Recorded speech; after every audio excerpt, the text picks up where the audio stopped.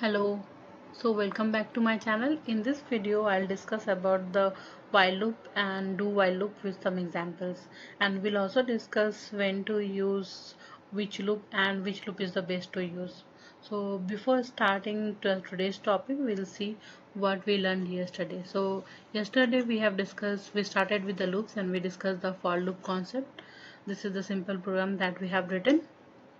We have also applied the for loop in the string, and we have reversed a string. And the last topic which we discussed yesterday was nested loop. So before starting with the while loop, I'll quickly revise this nested loop. So this is the program that we have written yesterday for the nested loop. So nested loop is a loop inside a loop. So this is the for loop. This is the bracket where we uh, write the body of the for loop, and inside the body of the for loop, this for loop, we have written another for loop. So basically this is called the outer for loop and this is called the inner for loop. So what happened in this nested for loop, when we initialize the I equals to 1 and condition equals to I less than equals to 5, it and increment the value by 1, this means that this particular for loop will execute 5 times. It means the loop will iterate the 5 times, so it will start from 1 till it reaches the value 5. But in case of the nested loop, to finish this outer loop, we have to complete all the inner loop first. So what will happen? It will run this for loop once. Suppose the value of the I is 1. It will come here. It will print the value percentage. Then it will come to the for loop because it entered the for loop body as this condition is true, and it will complete all the inner for loop. If we see the what is the inner for loop, it will start from j equals to 1 and less than 5, means it will execute 5 times also, and it will print this value this mark 5 times. So to finish one outer loop, we have to complete all the 5 inner loops of this one. This means we have to run this inner loop 25 times. First time, then this will run 5 times. Then again the I value will 2, this will run again 5 times. Again 3, then again 5 times. So it will every one it will run 5 times because the value of j we have given condition till equals to 5. So it will run 5 times. So we'll see execute and we'll see it, the inner loop value is 1 and 5, then 2 the percentage, then 5. This is the outer and this is the complete inner. This is outer, this is complete inner. So this one, the inner for loop executed 25 times and it executed 5 times. So this is how the nested for loops works. So we'll start with the now we will start with the while loop and we'll create a new Java class.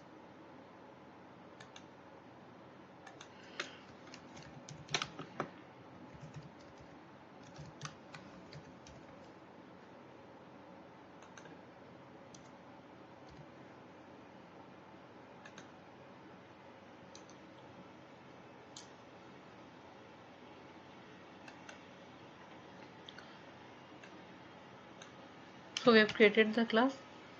So basic syntax of the for loop is while keyword, then parenthesis where we write the condition, followed by curly braces,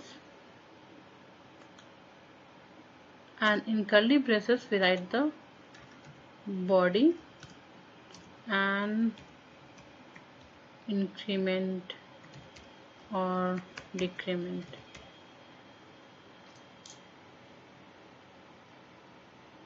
So the content of the loop, what is between the curly braces, are executed as long as this condition is true. So it will come, it will check the condition, then it will, if the condition is true, then it will come inside the body and it will execute. So here, if the condition are true, only then the control will go inside the body of this while loop. Whereas if this condition is false, then the control will not go inside the loop, it will come outside. This is the basic simple concept that we have with the while loop. So let's take an example and we'll explain with the example. So I'll comment this syntax.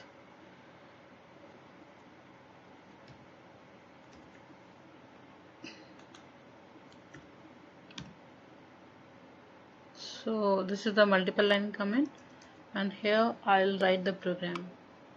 So I equals to, I have initialized the variable I equals to 1, and then I'll write the while loop. Here I will write the condition.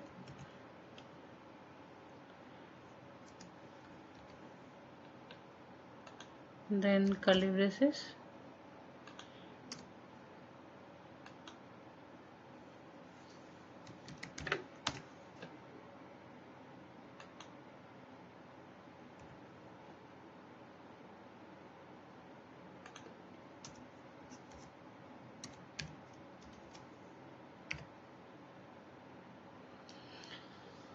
So here we are doing the same thing that we have done in the for loop. So what we are doing, we are initializing the variable with 1, and we are checking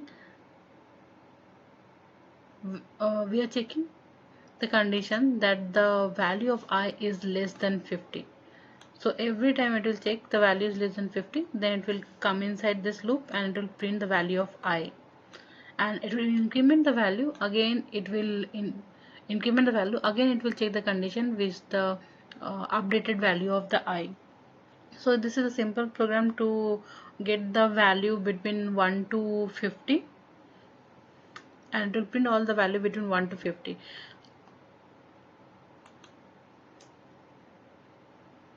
unless the I is less than 50. So when I'll start with the 1, it will check the value is less than 50 or not. So when it will reach 49, it will print the value. When it will reach 50, the condition became false, so it will come out of this loop. So we'll execute this one and we'll see. See, it is printed from 1 to 49. As we have given I is less than 50, we'll change the value 50, then we'll see it. Now in this time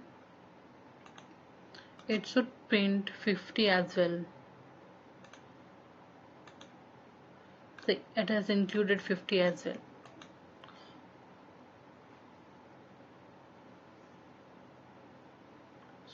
So what happen if we'll not give this I plus plus? Let's see. We'll run this program. See, it is continuously running, it's not stopping. See, here I'll forcefully stopped it. See, it has continuously printed 1111. So what happened if we forget to increase the variable after this condition? The loop will never end, because every time it will evaluate this condition with the initial value, and here I equals to 50, it will print the value of I equals to 1. Again it's going to the while loop, so it will in the infinite loop. It will, every time it will in the loop, it will validate the condition with I equals to 1, it will print the value. It will evaluate the condition with value equals to 1, and it will print the value. So it is continuously, it will go into the infinite loop, it will not stop. So we have to give this increment and the decrement to update this variable based upon the our programming need. So I'll run this again. We'll give I plus plus, and I'll run this again. So it print is till 1 to 50. So let's understand this with the help of this flow chart. What is happening in this one? We have initialize I equals to initialization. Initialize is done outside this while loop. So we have done I equals to 1. Then it is checking whether the value of I is less than 50. So it's coming here. So I'll mark it as 5. Then we'll check. So if the value of I less than equals to 5, the condition is true, then it will print the value of I. What was our I? I was 1. It will print 1. Then it will increment the value of I. I will become 2, and it will again go to the condition. It will check if 2 is less than 5 is true, then again it will follow this path, and again it will check the value condition. So it will iterate this follow until the condition become false. So the moment it will come to 6, when I value is 6, it will come here and the condition become false because 6 is less than equals to 5, and it will go outside of this while loop. The first thing is initialization. So what we are doing, we are first initializing the value of I outside the while loop. Then second thing what we are doing, we are testing this condition. If the condition is true, then they execute the body of the loop and increment the value by I. So if the condition is condition yes true, the flows goes inside. If the condition is false, it will directly go outside. This is how the while loop works.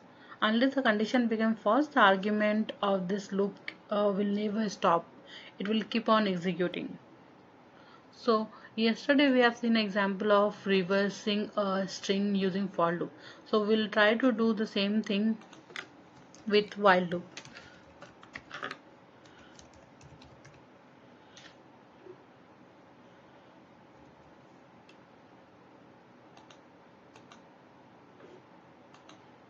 So what we'll do, we'll first define a string. We'll take the same value that we have given yesterday.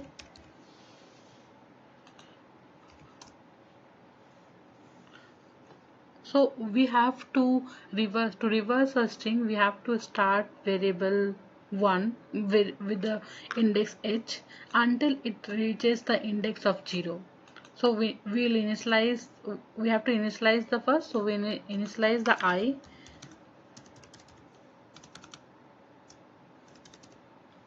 So int I equals to, what will be the int of I? We have to initialize start from here. So how will get? We have discussed yesterday. We have to get the length of the string -1. Why -1? We already know that indexing starts from 0 and length start from 1. So if we get the length and we do -1, then we'll get the last index of this character. Now we'll do our start our while loop. So while I greater than equals to 0, then curly braces,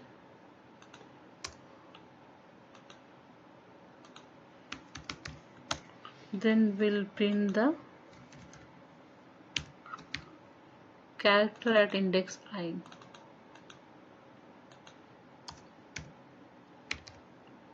So basically we are doing the same thing that we did in the for loop. We are initializing the variable I, that is the last index of this string, and we are starting until the index comes to this 0 index, and we'll print the value of each character at the index I, starting from the last next to first next. And every time after printing the value, we'll do a decrement. First it will start from last, then second last, then third last, until it reaches to the first index. So we already discussed about this how string reverse concept in the for loop. Just we are trying to execute the program using the while loop.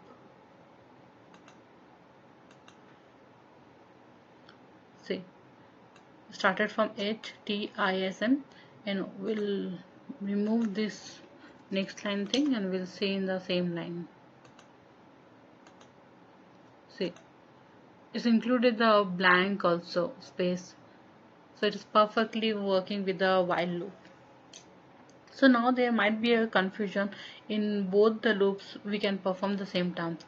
We have reverse a string using the for loop, and we can reverse a string using a while loop also. Even the printing the number between 1 to 100 also we can do with using both for loop and while loop. So what is the need of the other loop then? So the while loop is good for the scenario where we don't know how many times a block or the statement should execute or should repeat. But we want to continue a loop as long as the some condition is true. Whatever the condition we are giving, as long as this condition is true, we want to perform this loop. But we don't know how many times this loop should iterate. So in that time, while loop is important because that thing we cannot do with a for loop. Let's say in the example in a program where we have to read a line from the file. So a program we need to keep reading the file until it reaches to the end of the file, but we don't know how many lines are there. So without knowing beforehand how many lines are there, so we cannot do it with a for loop. So we can do with a for loop that until the line reaches to the end, we'll execute this every line, and we'll keep on I plus plus. So it will complete if when it reaches the line at the end, so this condition will false and will come out of the this while loop. So this is how the while loop is important. So it is if the number of iteration we know, this is the follow example. So we know the number of iteration is here 100. So when if the number of iteration is fixed, we know what is the number of iteration, so it is recommended to use the for loop. And where in the concept like where we don't know it, the number of iteration is not fixed, is dynamic, and what is the number of it, but we know the condition till what condition it should execute. So in that situation it is recommended to use the while loop. So there is another loop, it's called do while loop. So I'll create a separate class for that.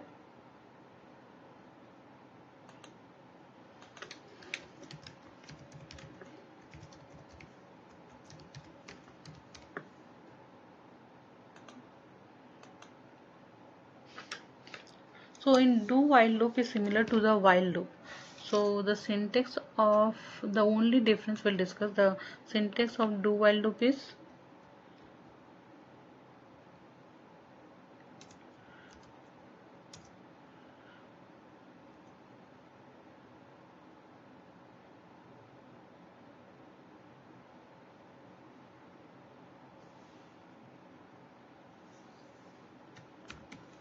do, then we'll give the body. Suppose I give body.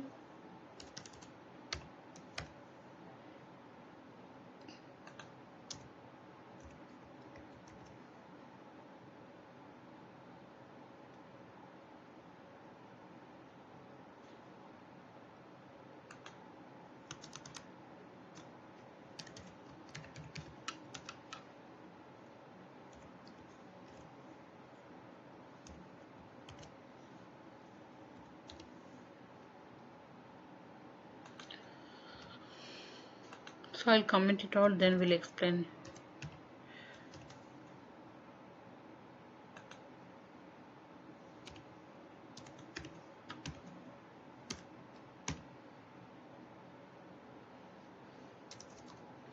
So this is the syntax of the do while loop. So we'll give do, then body, then we give the while and this condition. So this is called do while loop. So do while loop is similar to the while loop. This loop will execute the block once, because do what we are saying, do what we have to do, the block of this, we have to execute this block of this code that we have written inside this curly braces. Then we'll check for the condition. If the condition is true, then it will again execute this same body. If the condition is not true, it will exit from this do while loop. So it is similar to the while loop, but only thing that it will first execute, then it will check for the condition. In while loop we are checking for the condition, then we are executing the body. So if the condition is true, in case of first time we are executing the do loop, so we have started. If the condition is true, then it will repeat the loop as long as the condition is true. So the difference between do loop and while loop is that do loop evaluates the expression at the bottom of the loop. So it will print the body, execute the body, then it will evaluate the condition. So therefore the statement within the blocks are always executed once, even if the condition is not matching. So we'll see with the example. So same thing, same example, I want to print the value from 1 to 50. I'll initialize the variable of I equals to 50, then do, then I have to give curly braces. In curly braces I'll write it has to print the value of I.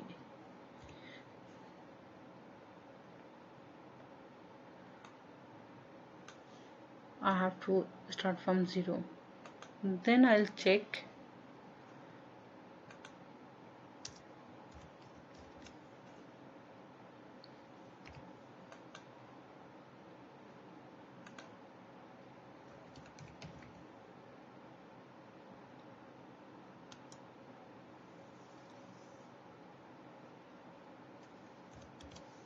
I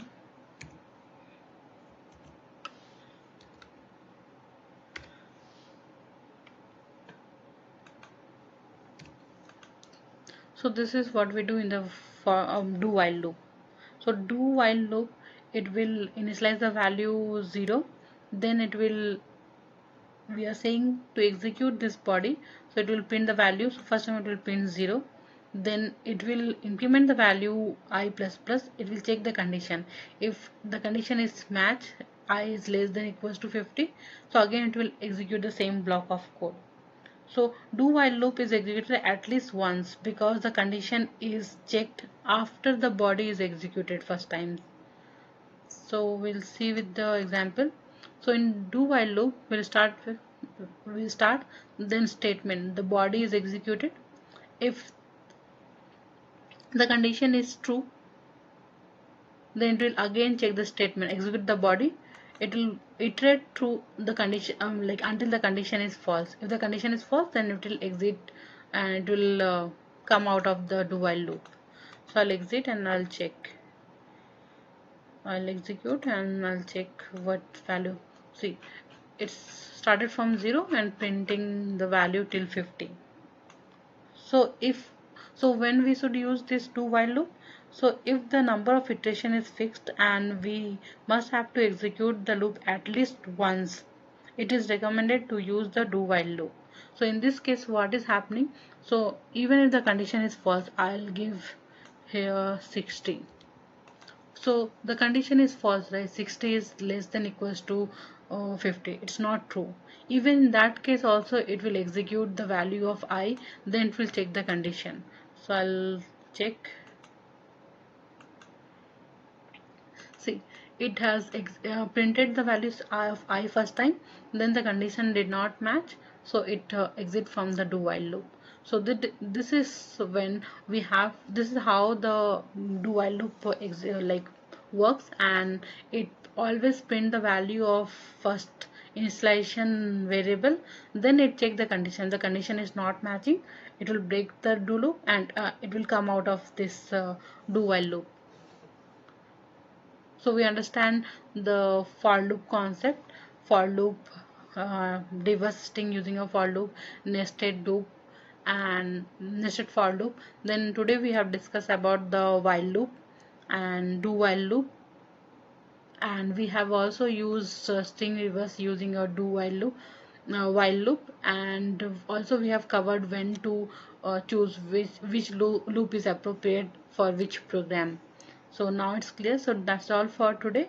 So tomorrow we'll discuss about the like break, continue, or the others functions that are available for this loop that we can implement, and if and else condition also. So thank you, that's all for today.